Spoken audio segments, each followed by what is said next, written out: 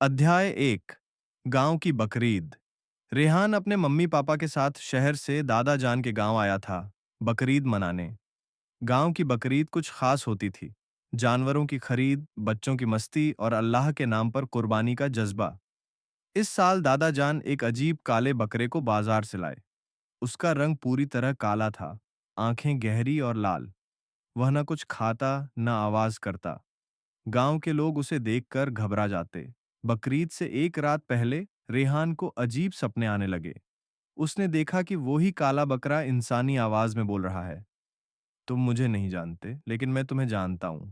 मुझे कुर्बान नहीं किया जा सकता। रेहान घबरा कर उठा। सुबह होते ही उसने दादा जान को सब बताया, लेकिन दादा जान ने हंसते हुए कहा, यह सब तुम्हारे दिमाग का वहम है। ईद पर शैतान बहुत काम करता है।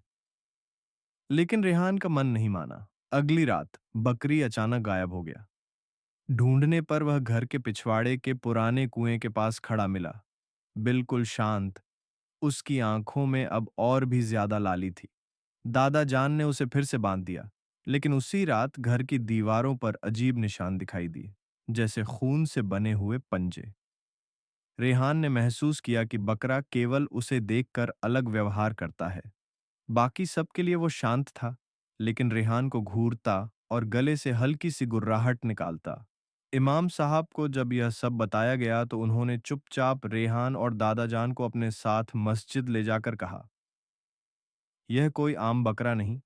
कई साल पहले इसी गांव में एक जादूगर रहा करता था। वह काले जानवरों पर तावीज बांधकर उन्हें अपनी आत्मा का निवास बना लेता था।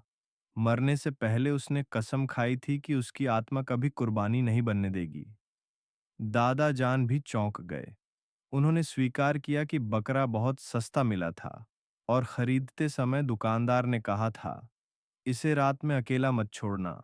अगली सुबह इमाम साहब ने बकरे के पास बैठकर सूरह बकराह और आयतुल कुर्सी की तिलावत शुरू की।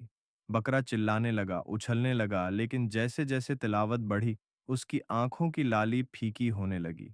आखिर में बकरा जमीन पर चुप हो गया। ऐसा लगा मानो कोई साया उससे निकलकर हवा में उड़ गया हो। ईद की सुबह आई। अब बकरा शांत था और कुर्बानी के लिए तैयार। रेहान अब डरता नहीं था। उसने खुद जाकर बकरे के सिर पर हाथ फेरा और कहा, अब तू सिर्फ एक जानवर है और मैं तुझे अल्लाह के नाम पर कुर्बान करता हूँ। कुर्बानी के बाद जब गोश्त बांटा जा रहा था, रेहान ने आसमान की ओर देखा और एक बादल का साया बकरे की शक्ल में बनकर आहिस्ता आहिस्ता गायब हो गया। संदेश। कुर्बानी सिर्फ जानवर की नहीं होती, डर, वहम और बुराई की भी होनी चाहिए।